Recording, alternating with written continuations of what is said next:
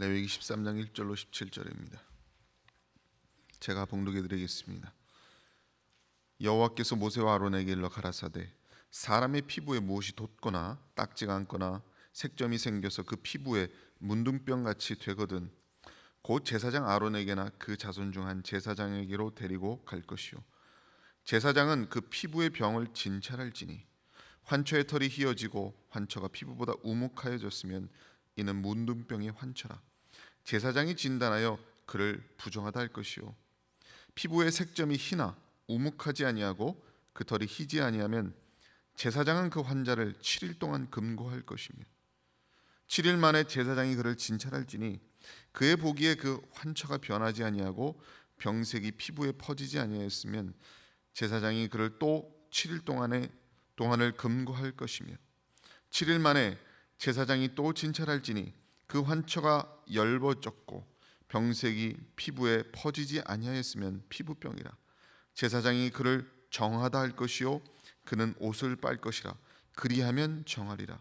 그러나 정결한 여부를 위하여 제사장에게 보인 후에 병이 피부에 퍼지면 제사장에게 다시 보일 것이요 제사장은 진찰할지니 그 병이 피부에 퍼졌으면 그를 부정하다 진단할 것이라. 이는 문둥병입니다. 사람에게 문둥병이 들었거든 그를 제사장에게로 데려갈 것이요 제사장은 진찰할지니 피부에 흰 점이 돋고 털이 휘어지고 거기 난육이 생겼으면 이는 그의 피부에 오랜 문둥병이라. 제사장이 부정하다 진단한 것이요 그가 이미 부정하였은즉 금고하지는 않을 것이며 제사장이 보기에 문둥병이 그 피부에 크게 발하였으되 그 환자의 머리부터 발까지 퍼졌거든 그가 진찰할 것이요 문둥병이 과연 그 전신에 퍼졌으면 그 환자를 정하다 할지니라. 휘어진 자인즉 정하거니와 아무 때든지 그에게 난육이 발생하면 그는 부정한즉 제사장이 난육을 보고 그를 부정하다 진단할지니 그 난육은 부정한 것인즉 이는 문둥병이며 그 난육이 변하여 다시 휘어지면 제사장에게로 갈 것이요 제사장은 그를 진찰하여서 그 환처가 휘어졌으면 환자를 정하다 할지니 그는 정하니라. 아멘. 할렐루야. 주님을 찬양합니다. 오늘 말씀의 제목은요 문둥병의 절망과 희망입니다. 소주제는 절망편 이렇게 되어 있습니다. 그래서 제가 절망과 희망을 나눠서 제가 설명을 해드리도록 하겠습니다. 오늘은 이 본문으로 들어가 볼 때에 이 레위기의 말씀에서 우리가 소중한 교훈을 얻고자 합니다. 본문은 내용이 좀 특이하죠. 여러분이 아까 제가 읽어드렸는데 읽으면서도 도대체 이게 무슨 얘기인가 좀 헷갈리실 겁니다. 쉽게 얘기하면 문둥병에 대한 율법적인 이제 설명을 하고 있는 겁니다. 문둥병이 생겼을 때에는 이렇게 해야 된다라고 율법으로 설명을 하고 있죠. 여기서 문둥병이라 함은 꼭 우리가 흔히 아는 그 한센병, 문둥병 이것만을 얘기하는 게 아니고 성경에서 문둥병이라고 그 단어를 쓸 때는 그 문둥병만을 지칭하는 건 아니에요. 광범위한 어떤 피부병을 문둥병이라고 이제 얘기들을 합니다. 그래서 뭐 악성 습진이라든지 뭐 피부 건선이라든지 또 피부에 어떠한 괴사가 생기는 그런 문제, 이런 악성 피부병은 광범위하게 이제 문둥병이다 이렇게 얘기를 하는데 보통 여러분이 질병이라고 생각하면은 내부적으로 아픈 경우가 상당히 있지 않습니까? 장염에 걸린다든지 또 우리가 뭐 허리가 안 좋아서 허리 디스크가 뭐 협착이 생긴다든지 이러면은 겉으로는 몰라요, 그렇죠? 병원에 가서 찍어봐야 아는 거고 조사해봐야 압니다. 겉모습으로 드러나는 병이 아니에요. 그런데 피부병은 어떻습니까?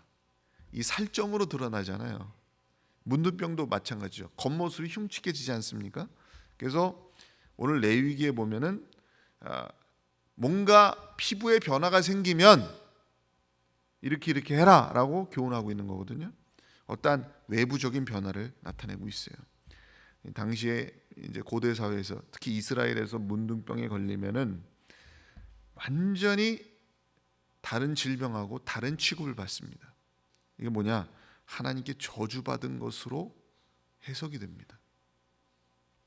그래서 이 모세의 형제 미리암이라든지 또 나만 장군이라든지 또 성경의 유다 왕 우시야, 이런 사람들이 다 이제 문둥병에 걸린, 그래서 하나님이 그들을 치셨다, 또 그들이 부정하다, 뭐 이런 뜻을 이제 갖게 하기 때문에 벌써 사람들이 내 몸에 이상하게 막 뭐 피부에 막 변화가 생기고 말이에요.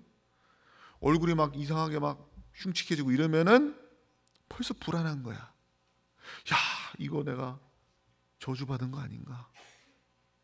그러면 얼마나 사람이 절망이 되겠어요. 그렇죠? 공포에 쌓이게 되겠죠. 그러면 개 중에는 그걸 이기지 못하고 극단적인 선택도 할 수 있는 것이고 이렇게 되는 겁니다. 그러니까 문둥병이라고 하는 것이 뭡니까? 몸속에 세균이 침투한 거거든요. 그래서 피부로 자꾸 썩어 들어가는 거예요.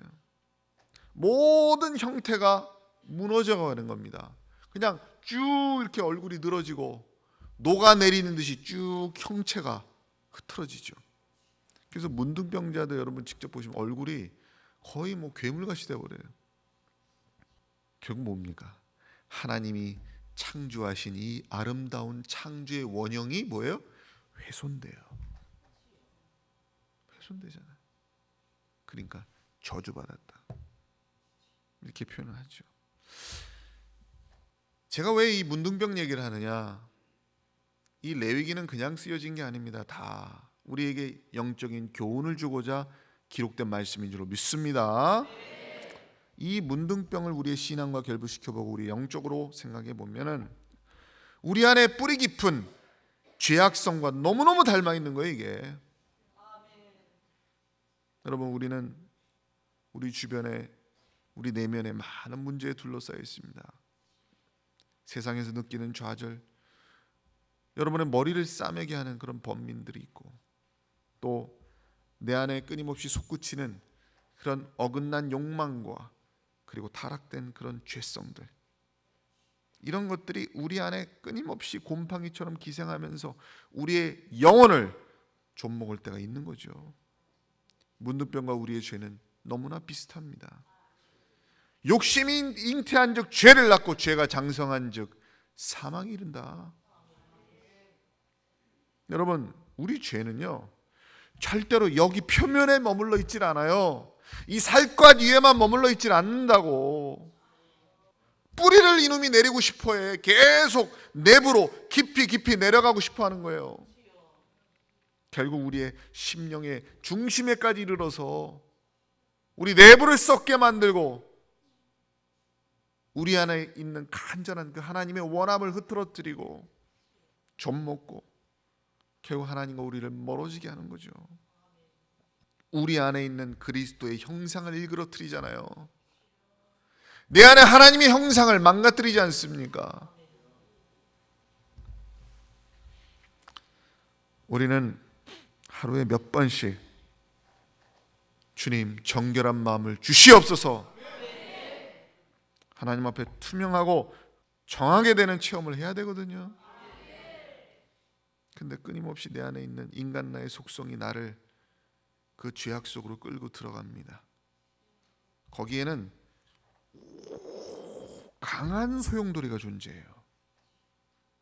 그 소용돌이 속에 빨려 들어가는 거예요. 우리는 허우적거리죠. 막 그냥 나오려고, 빠지지 않으려고 몸부림을 칩니다. 그래도 빠지지 않으려고 몸부림을 치는 사람들은 그나마 정신을 차리고 있는 사람이에요. 네? 그나마 맨정신을 갖고 빠지지 않으려고 저항하는 사람이 많지가 않습니다. 막 안 빠지고 싶어가지고 막 몸부림치는 거. 그렇게 저항하는 사람이 누군지 아세요? 제단 앞에 나와서 하나님 앞에 기도하는 사람이에요. 하나님 앞에 내 정신줄을 놓지 않으려고 애쓰는 사람이에요. 그럼 몸부림치고 계십니까? 그 소용돌이의 힘이 얼마나 센지 아세요? 제가 굉장히 오래전 얘기인데 하와이의 와이키키 해변에서 제가 서핑을 해본 적이 있어요. 그래서 파도 타기를 해봤는데 거기는 파도가 한 5m, 10m씩 됩니다. 그래서 한번 말리면은 빠져나오질 못해요. 잘못 말리면 파도가 이렇게 컬처럼 이렇게 확 이렇게 말아요. 이렇게 김밥 말듯이. 거기 사람이 딱 낑기게 되면 그게 계속 소용돌이 치면서 김밥 말듯이 말면서 해안가까지 쭉 말고 내려옵니다. 그 안에 한번 말리면요, 막 이렇게 발버둥 쳐도 못 빠져나와서 죽는 사람도 있어요. 그래서 수영을 아주 잘하거나 굉장히 체력이 좋지 않으면 서핑 못합니다. 그 정도로 파도가 한번 많은 힘이 세요. 우리가 이 죄악의 힘에 한번 말리는 게 보통 힘이 아니에요. 우리의 영성이 하나님 앞에 우리가 나오는 데 가고자 하고 하나님 앞에 바로 서고자 하는 힘이 그보다 그 많은 힘보다 더 강하지 못하면 못 빠져나와요. 못 빠져나옵니다.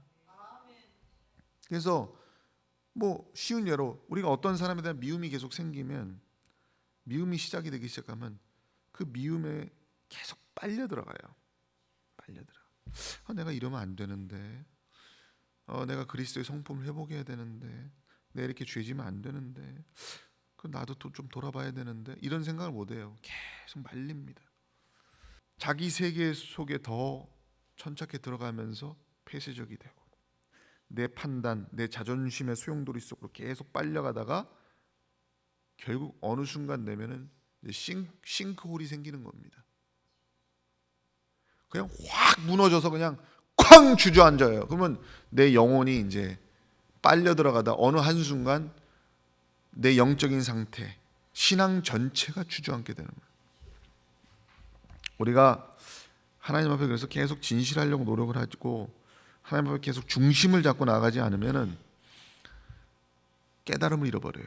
그러면 우리가 고슴도치처럼 됩니다. 그래서 쫙 그냥 가시를 세우고 완전히 인간적인 모습만 남아가지고 내 주변에 대해서 다 적대적이 되고 자기 진실을 우리가 성찰하지 못하는 그런 상황이 되어버리는 거죠. 그래서 우리는 자신을 깨우고 정신을 차려야 됩니다. 정신을 차리고 있어야 우리가 문둥병처럼 깊숙이 침투하는 영혼의 병을 치유할 수가 있어요. 그래서 레위기 13장 3절에 우리 다 함께 읽겠습니다. 시작. 제사장은 그 피부의 병을 진찰할지니 환처에 털이 휘어지고 환처가 피부보다 우묵하여졌으면 이는 문둥병의 환처라. 제사장이 진단하여 그를 부정하다 할 것이요. 아멘. 여기서 그 피부의 병을 누가 진찰한다 그랬습니까? 제사장이. 제사장만이 할 수 있는 거예요. 그게 누굽니까? 오직 우리의 대제사장이신 예수 그리스도인 줄로 믿습니다. 오직 예수님만이 우리의 영혼의 병을 치유하시는 겁니다. 우리의 영혼의 병을 그분만이 보실 수 있는 거예요.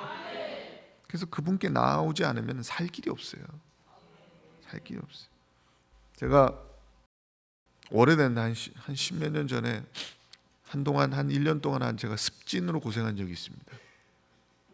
남의 그 네이 한번 빌려 입었다가 습진이 올마 타더라고요. 그래서 양말 이렇게 무좀 걸린 사람 이렇게 바꿔 신으면 무좀 걸리고 그러잖아요. 제가 습진을 한번 걸리기 시작해가지고 한 1년 동안 가려워서 굉장히 고통스러웠어요. 그래서 뭐 피도 나고 긁다가 근데 그 어느 집사님이고 뭐 이런 분들이 그때 당시에 저한테 목사님 이거 연고가 굉장히 좋습니다 이러면서 이게 나병 환자들이 바르는 크림입니다. 그 뭐 소록동 어디 뭐 그쪽에 납품되는 거래요. 그러면서 연고를 주더라고. 그래서 열심히 발랐죠. 안 됩니다. 조금 나아지는 것 같은데 안 돼. 그래서 뭐 저 세균성 병원 뭐 치료 크림이라는 거 다 약국에서 사서 수십 번 발라봤어요. 안 돼요. 근데 어느 날 한번 피부과에 한번 가보고 싶은 거예요. 그래서 어떻게 지나가다가 그냥 혹시 한번 들어가봤어요. 그래서 이거 습진 이거 근데 이거 치료가 되는 겁니까? 했더니 의사가 이렇게 보더니 이거 그래요. 한번 처방 받아봅시다. 했더니 한 3일치 먹어보시오. 그리고 약을 쓱 주는 거예요. 그 약 먹고 그냥 끝났습니다. 그렇게 발라 제끼고 1, 2년을 고생해도 안 되는 게 그냥 병원에 의사가 제대로 약 한번 딱 적재적소로 한번 딱 들어가니까 그냥 끝나는 거거든요. 그래서 제가 진작 올걸. 왜 의사를 만나러 오지 않았을까? 진작 병원에 갈 걸. 그리고 겉으로만 바른다고 되는 게 아니라 속으로 침투할 수 있는 약을 써야 되는데, 우리의 영혼의 질병도 마찬가지거든요. 우리가 막 육신의 힘으로 안 돼요. 우리의 싸움은 혈과 육의 싸움이 아니다. 정사와 하늘의 이 권세와의 싸움이다 이거요. 이 영혼의 영적인 싸움에서 우리가 승리를 해야 되거든요. 우리 내부에 영혼이 치유받아야 돼. 영혼이 병들었어. 속사람이 변화돼야 됩니다. 그래서 그 영적인 힘이 속사람까지 도달할 수 있는 그런 싸움을 해야 된다는 겁니다. 만약 우리의 이 죄가 이렇게 우리 내부로 파고드는 상황에서 우리가 회개하지 않으면요, 우리가 깨우치지 못하면은 그 죄는, 그 환처가 더 커져요. 더 깊어집니다. 예? 나중에는 돌이킬 수 없는 그 양심에 화인 맞게 되면은 부끄러움 자체를 모르는 거예요. 마귀한테 끌려다니게 됩니다. 여러분, 무좀 걸려 보셨습니까? 무좀 걸리셨던 분이나 걸려 계신 분도 있을 거예요. 예전에 우리 외할아버님, 외조부께서 무좀에 고생을 하셨어요. 그래서 어릴 때 제가 기억을 합니다. 참 옛날 어르신들 다 그 민간요법 보고 본인 머리를 써가지고 하시죠. 그래서 어느 날 빙초산을 하나 사갖고 들고 들어오시더니 물에다 착 희석을 하더니 면봉으로 빙초산을 희석해가지고 발가락 사이를 막 바르시더라고. 이 초산이 얼마나 독한지 아십니까? 제가 그 옆에서 이렇게 구경하고 그랬어요. 이렇게 바르면요, 살까지 한번 싹 벗겨져 버려요. 그러니까 한번 이 독한 놈 죽이겠다고 극약 처방을 쓰는 겁니다.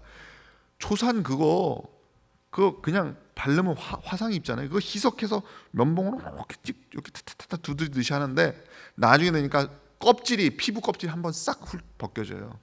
근데 좀 괜찮은 것 같다가 나중에 다시 올라옵니다. 얼마나 이 무좀균이 독한지 몰라요. 제가 예전에 국민학교 때, 지금도 기억이 나는데, 그 석회 검사 하잖아요. 국민학교 때 머리에 이 있나 이렇게 그래가지고 그거 다 석회 검사 해야 돼요. 그래가지고 집에 와서 이 잡고 그러던 기억이 나거든요. 그러니까 우리 외조부께서 야, 너 이 생기면 안 되지 그러면서 그 저 청계천에서 DDT라는 약을 사왔어요. 그래서 야, 머리 대고 있어봐. 어린 제가 머리를 탁 대고 있으면 머리에다가 막 DDT를 뿌립니다. 그리고 막 그냥 머리를 비벼요. 제가 그렇게 그게 독한 약인지 몰랐어. 그거 거의 고엽제 수준이더라고 보니까. 근데 제가 지금 멀쩡하게 건강하게 살아 있습니다. 예, 그거 다 이 싹 잡고 DDT 뿌리고. 그 어느 날 또 할아버님 와서 그래요. 야, 너 회충 생기면 안 된다. 그러면서 나보고 휘발유를 마시라는 거야. 휘발유를 어디서 요만큼 다 먹었어. 그래가지고 휘발유를 마셨어요. 제가 옛날 어르신들 그렇게 했습니다. 그래가지고 휘발유를만 마셨어요. 마셨더니 3일 동안 트름하는데 계속 휘발유 냄새가 나. 거의 밥도 못 먹습니다. 그 냄새 때문에. 뭐 내 안에서 죽었는지 안 죽었는지 제가 확인을 못 해봤습니다만은 자, 그렇게 극약 처방을 하는 거죠. 그 다 옛날 방법인데 다 추억입니다. 저한테는. 그게 왜 그런지 아세요? 그 뿌리 뽑으려고 그러는 거예요. 내 속에 뿌리 내리는 이 죄악성, 나를 지배하는 이 죄의 실체를 우리는 경계해야 되고 싸워야 되고 저항해야 되거든요.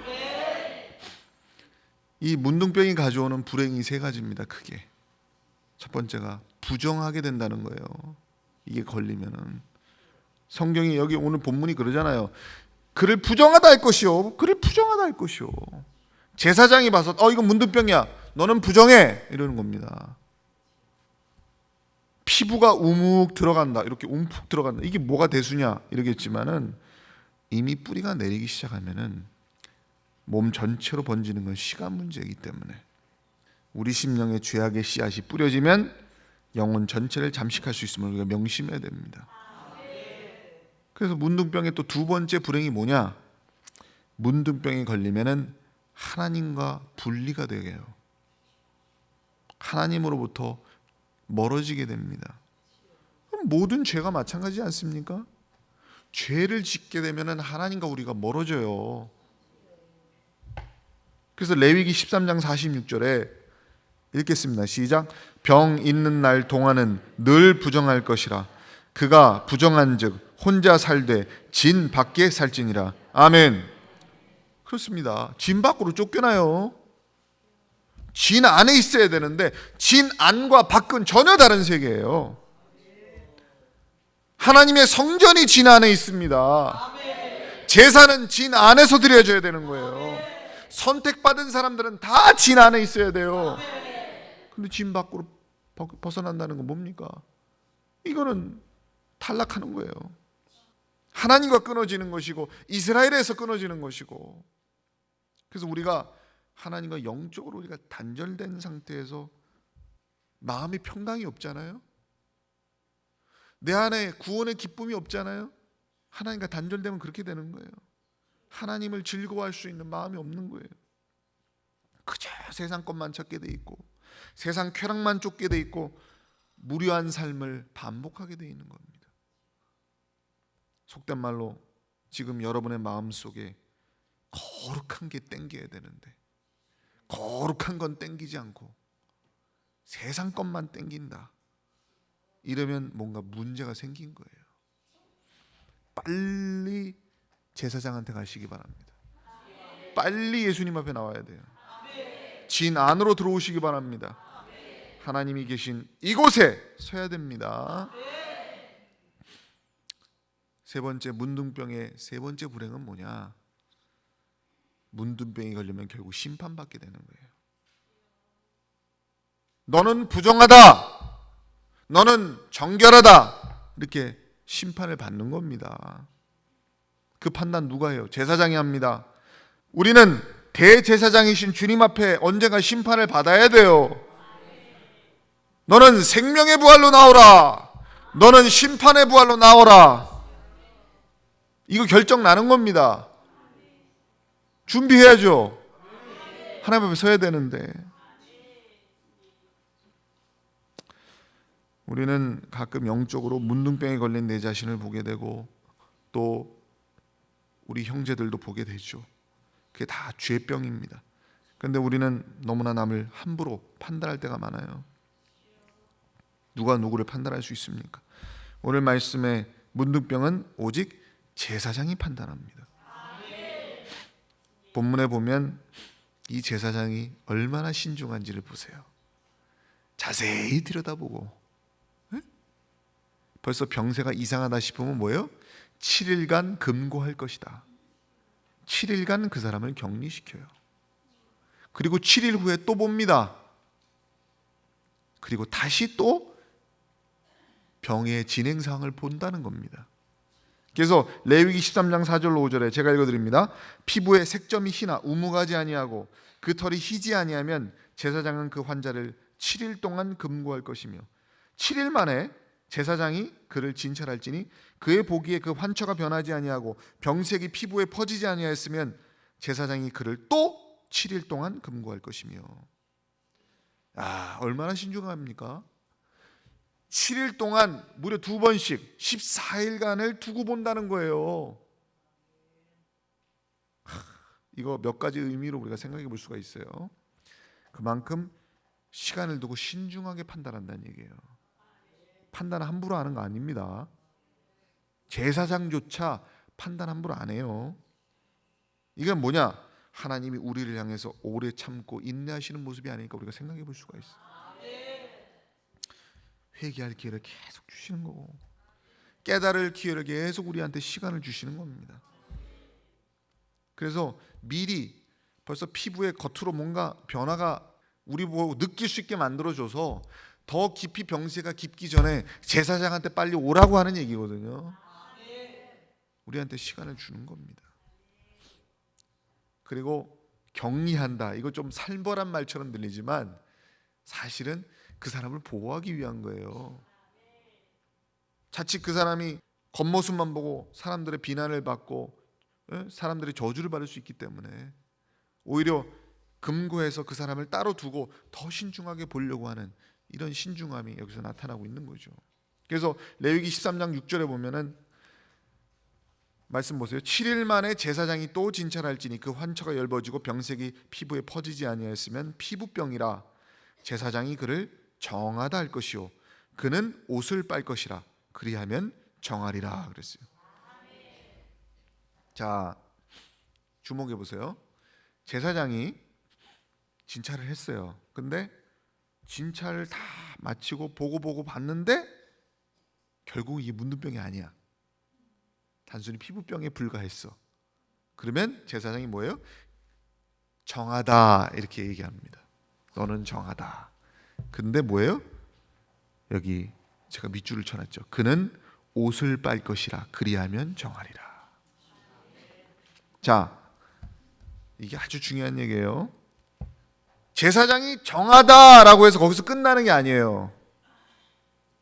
그는 반드시 옷을 빨아야 돼.